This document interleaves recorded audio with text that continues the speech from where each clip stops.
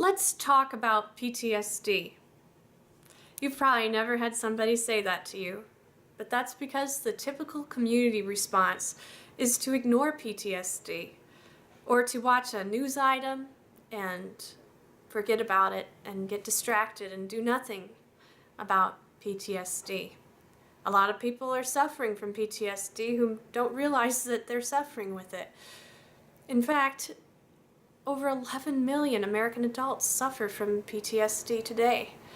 12.5% of our brave military heroes who have served abroad return with an invisible wound called PTSD. So let's talk. Let's talk about PTSD and how to treat it and overcome it. Posttraumatic stress disorder is what it's called, and symptoms include things like feeling numb,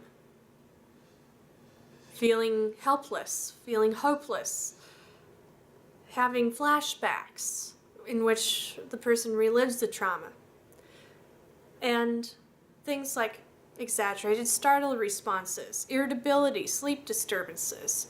Perhaps you're realizing right now as I list these things that you've experienced these things.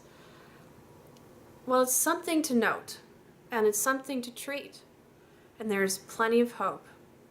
Traumas that can cause PTSD include when one's life is threatened, or when a person sees another die in front of their very eyes.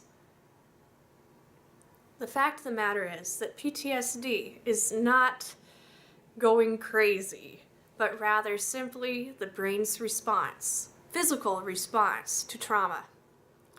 It's treatable and totally overcomable. Cognitive behavioral therapy, cognitive restructuring, reframing, these are fancy words that mean retraining the brain. And these things can be done by a professional Christian counselor. Get in touch with one today and get extra prayer as you go along in this journey and help others talk about PTSD. Get extra prayer, as I said, and it can be done as simply as going to prayingpals.org. Again, that's prayingpals.org.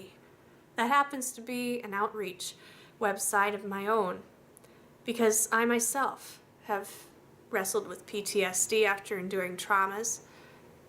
But with the Lord's help and with lots of prayer and utilizing of tools, like I mentioned a little bit ago, I've been able to overcome it.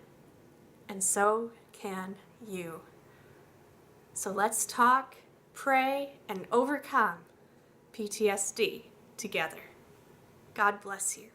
And thanks for listening.